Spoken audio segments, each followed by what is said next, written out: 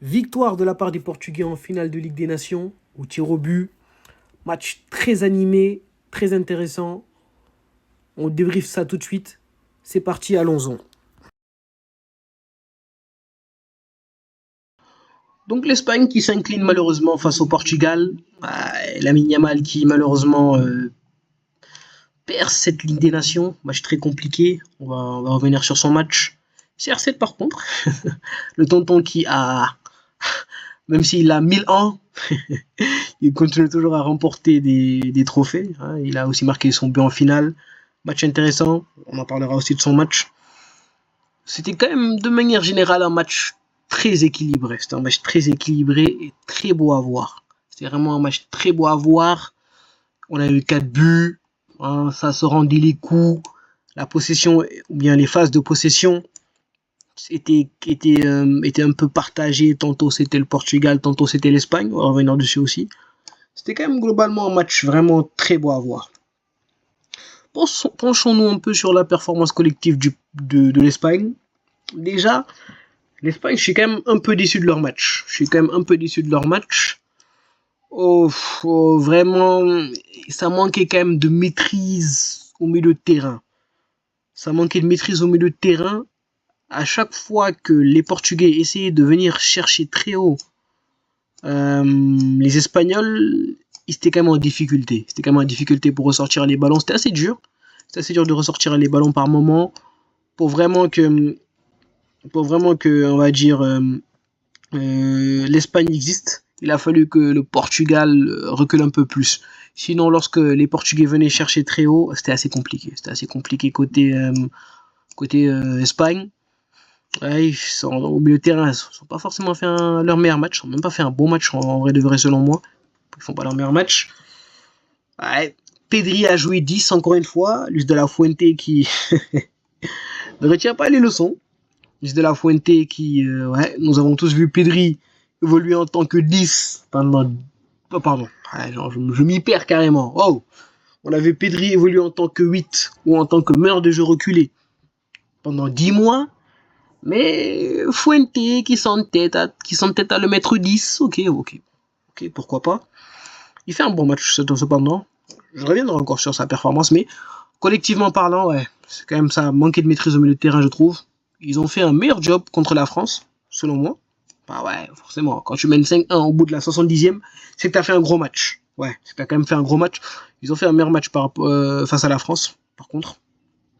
Mais ouais, globalement, collectivement, ils étaient vraiment en difficulté. Et même individuellement aussi, ils étaient assez en difficulté. La performance de Lamine Yamal, très, très, très, très compliquée. Alors, je pense qu'on était vraiment sur le pire match de Lamine Yamal. J'ai pas de souvenir de Lamine qui ait fait un pire match qu'aujourd'hui. Mais aujourd'hui, il était vraiment en difficulté. Alors là, son match, il était catastrophique. Se fait pocketer constamment par Nuno Mendes. Nuno Mendes qui sort un très gros match, on en parlera aussi de sa performance, lorsqu'on reviendra sur les performances individuelles du Portugal. Yamal fait un match compliqué. Constamment pocket par Nuno. Nuno qui a compris la recette face à Lamine Yamal, je trouve. Il était aussi quelquefois aidé. Par Bruno. Prise à 2 sur Lamine, classique en vrai de vrai. Un joueur comme Lamine, si tu veux le contenir, c'est une prise à 2. Et ouais, et aussi il faut que ton latéral soit au rendez-vous. Et ce qui était le cas de Nuno. Vraiment très en difficulté Lamine Yamal offensivement. Cependant, il a quand même sorti un très beau geste sur le but de Zubimendi. Le centre qu'il trouve ici, puis ça fait un peu effet flipper, ça tergiverse un peu. Puis t'as Zubimendi qui marque dans le but vide. La passe qui sort quand même, la petite passe en cloche, on sait qu'il affectionne ce type de passe. Il a une très bonne qualité de passe et de centre pour son âge. Il sort quand même du coup un bon geste sur le but. Mais quand même, à part cela, son match était à jeter à la poubelle. Son match était vraiment, alors, très très mauvais. Très mauvais offensivement. Carrément, à un moment donné, tu voyais qu'il devait vraiment simplifier son jeu. Parce que ouais, en attaquant, on va dire, au début, tu essaies vraiment, voilà, de rentrer dans la tête du latéral, tester un ou deux dribbles ici et là pour voir est-ce que tu vas le pocket tout le match. Lamine s'est fait fumer.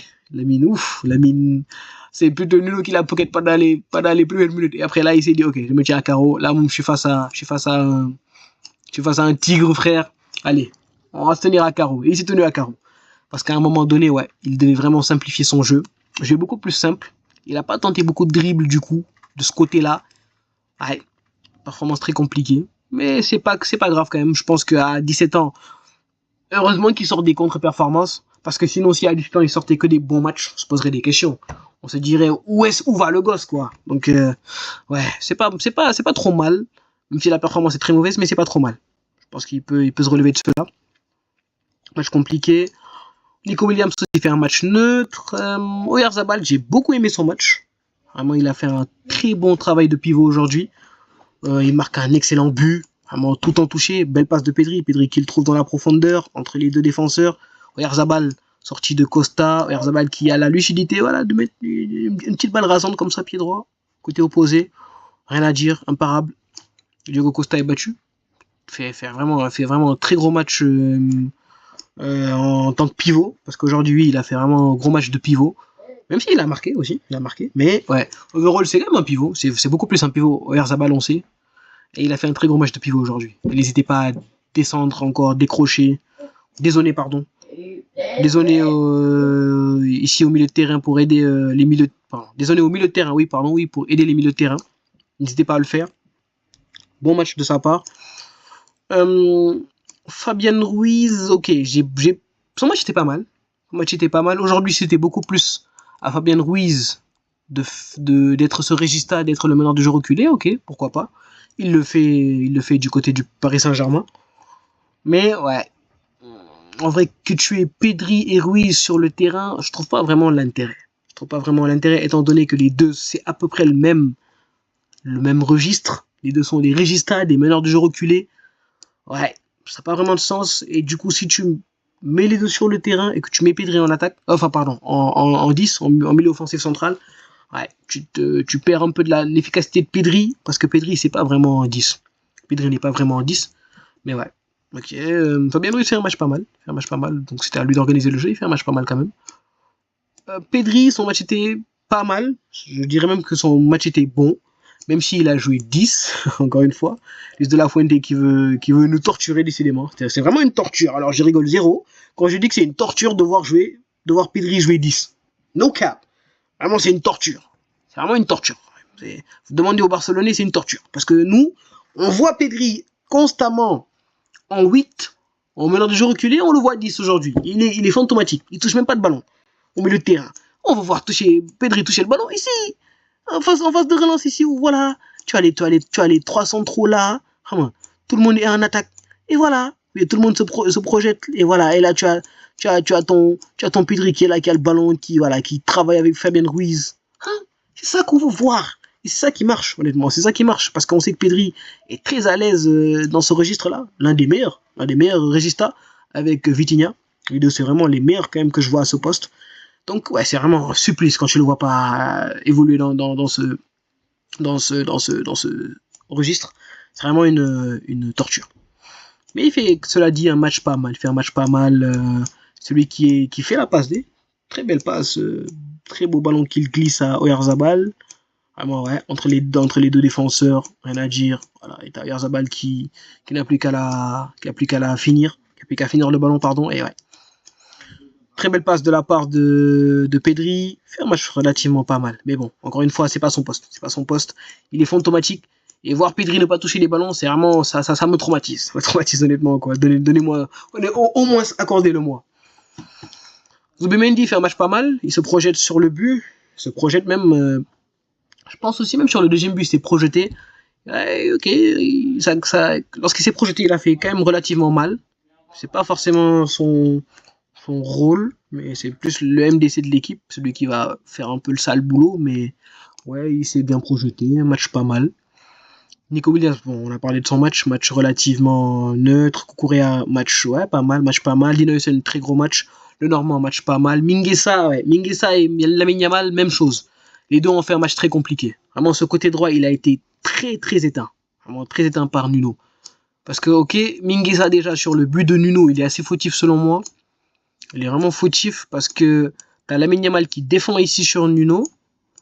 mais t'as un joueur, je pense que c'est Vitinha du Portugal qui est ici, mais t'as Mingueza, mais malgré cela, t'as aussi même un joueur de l'Espagne ici, t'as Mingueza qui pète un câble, qui se dit, oh tiens, je vais aller marquer Vitinha.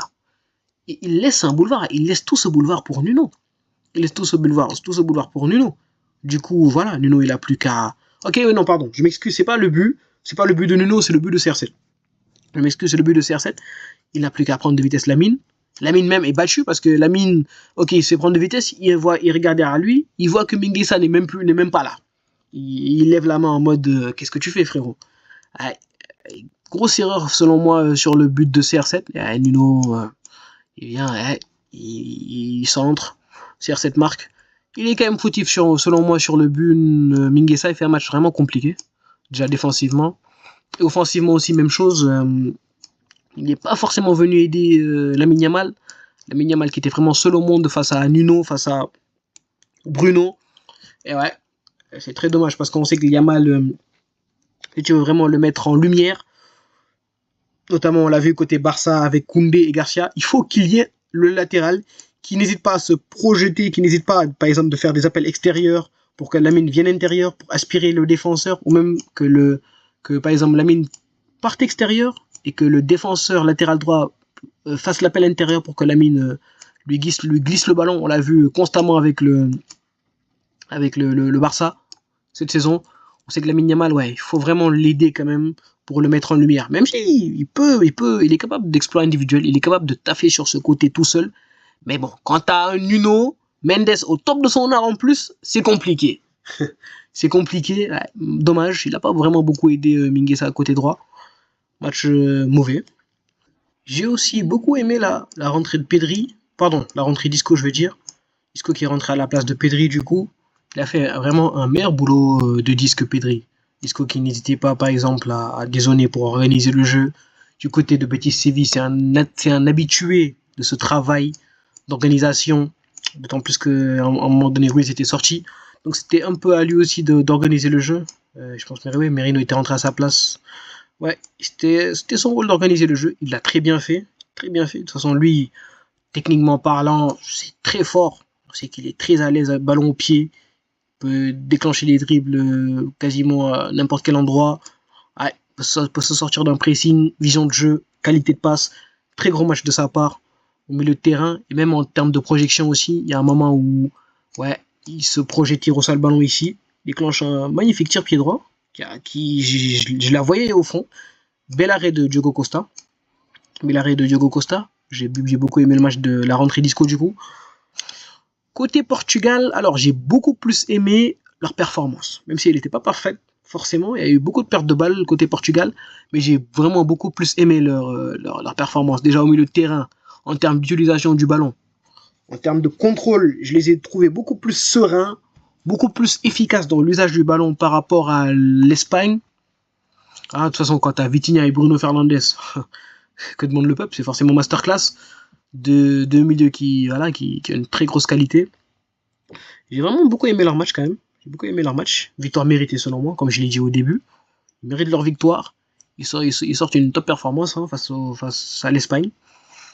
Mais oui, il y a quand même quelques points d'interrogation, notamment par exemple Bernardo Silva a fait un match vraiment très neutre. Le match de Bernardo est très très neutre. Je n'ai pas du tout compris quel était son rôle aujourd'hui. Il a quasiment touché aucun ballon. À un moment donné, quand c'est ça au sort, c'est Ruben Neves qui rentre, mais du coup Bernardo passait les droits. Il est aussi fantomatique que lorsqu'il était au milieu de terrain. Un match vraiment très neutre. Il fait un match très neutre, Bernardo Silva.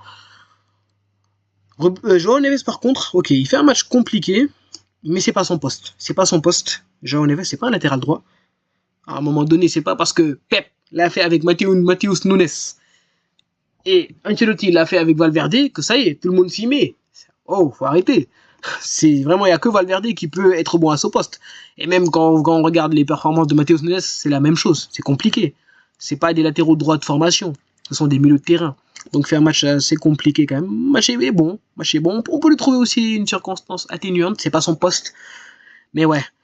Ça se voit que c'est pas son poste parce que constamment, t'avais Nico Williams qui dévorait l'espace derrière lui. Constamment, il était trouvé dans le dos de João Neves, Nico Williams.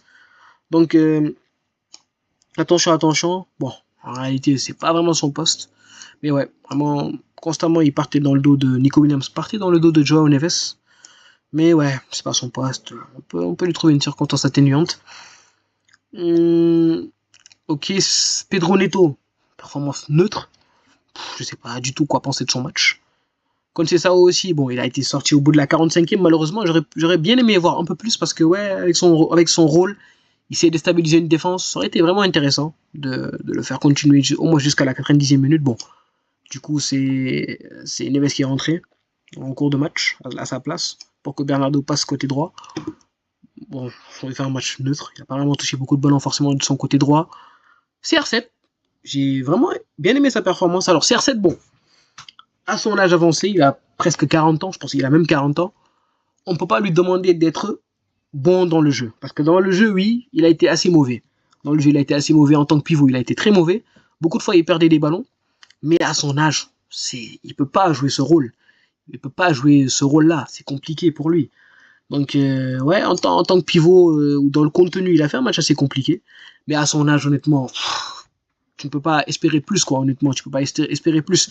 Encore heureux qu'il marque. Il a toujours sa qualité de renard des surfaces, sa qualité de lecture du jeu. Il se trouve au bon endroit, au bon moment. Il la met dans le but et ouais, au moins il a cette finition. De toute façon, les joueurs comme Lewandowski, Sadio Mané, etc., maintenant, c'est des vieux, quoi. Disons, c'est des vieux. On ne peut plus espérer d'eux qu'ils soient au top level dans le jeu et en termes de réalisation décisive. Hein, on ne peut espérer d'eux que les réalisations décisives, mais dans le jeu, ce sera clairement assez... il y aura beaucoup de déchets. Mais ouais, en tout cas, il fait une bonne performance. Top performance, même, je dirais, quand même, à son âge. Il a marqué un but important. C'est le but du 2-2. Sur cette clutch, comme d'habitude. Bruno Fernandes, d'abord. J'ai bien aimé son match aussi. C'est lui qui, notamment, trouve ici Vitinha. Vitinha qui s'est mis entre les lignes. Il s'est mis ici entre les lignes, t'as Bruno qui le trouve, puis ça travaille, ça donne à Nuno qui est tout seul, qui n'est pas forcément marqué, qui accélération, tir, coup du pied rasant, imparable. Unai Simon est battu. C'est lui qui est quand même à l'origine du but, Bruno Fernandes. Il fait un bon match, selon moi il fait un bon match. Il peut mieux faire, mais bon. Il fait un bon match quand même, faut le lui donner. Vitinha par contre et Nuno Mendes. Alors là, on était vraiment sur une performance de patron. Aujourd'hui, les joueurs parisiens, en fait, ça se voit qu'ils sortent d'une finale de Ligue des Champions. Parce que par exemple, ces deux-là, ils étaient sur une autre dimension. Ils étaient vraiment sur une autre planète. Ils dégageaient vraiment quelque chose de très très fort en fait. Surtout ces deux-là. Ils étaient vraiment sur une autre planète. Ça se voit qu'ils sortent d'une finale de Ligue des Champions qu'ils ont remporté haut la main. Vitinha et Nuno, aujourd'hui, ils ont sorti une top performance. Commençons par Vitinha. Encore une fois, c'est lui qui donne le ballon à Nuno. Il fait sa passe D du coup, je pense. Je pense que c'est lui qui donne le ballon à Nuno. Je pense. Il fait une top performance. De toute façon, lui, voilà. Lui, ce que Pedri était censé faire, c'est lui qui le fait côté Portugal. C'est lui qui s'occupe d'organiser le jeu. C'est lui le meneur de jeu reculé, qui n'hésite pas à toucher le max de ballons, faire des courses qui cassent des lignes, temporiser quand il faut temporiser, trouver des passes qui tuent l'adversaire, qui tuent les lignes. C'est vraiment lui le point d'ancrage ici. Vraiment, c'est lui le point d'ancrage au milieu de terrain. C'était lui le point d'ancrage au milieu de terrain. Aujourd'hui, il a bien fait son taf. Et même côté PSG, avec Fabien Ruiz, c'est leur boulot au PSG. Et aujourd'hui, il sort une top performance Vitinha. Même par exemple le penalty qu'il met au tir au but, la sérénité qu'il a dégagée sur le penalty encore une fois, c'était crazy. Les petits pas, il fusille le gardien, ici, dans la lucarne gauche, lucarne droite pardon, dans la lucarne droite de Unai Simon, imparable. Laura. Et même après quand il prend son bandeau, il le tourne comme ça. Laura. Aujourd'hui, vraiment, il était sur une autre planète. Vitinha, vraiment, il dégageait quelque chose de très très fort. Vraiment, no cap, je monte dans le train Vitinha. Je suis un Barcelonais, hein. Honnêtement, je vais dire les termes, je suis un Barcelonais, mais Vitinha, je rentre dans ton train. Parce que Vitinha, vraiment, si je suis amoureux de Pedri, comment ne serais-je pas amoureux de Vitinha? Par contre, parce que, waouh, les performances sont XXL. Le calme est là, la sérénité est là. Ils sont clutch, ils sont percutants. Rien à dire. Vitinha, vraiment, très très gros joueur. Je pense qu'avec Pedri, c'est vraiment les deux meilleurs régistas actuellement. J'oublie peut-être des noms, mais ouais, je pense qu'en tout cas, ils font partie des meilleurs. Ils font partie des tout meilleurs à ce poste de régista, de 8-6, de 8 reculés, etc. Top performance de la part de Vitinha. Nuno Mendes, même chose. Alors si Yamal fait une mauvaise performance, on se doute bien que c'est parce que Nuno l'a pocketé. Et Nuno ne l'a pas pocketé doucement. Il l'a éteint comme ça. On voyait plus rien de Lamine Yamal. C'était limite gênant à un moment. C'était limite gênant parce que ouais, il avait pris l'ascendant psychologique sur son adversaire direct.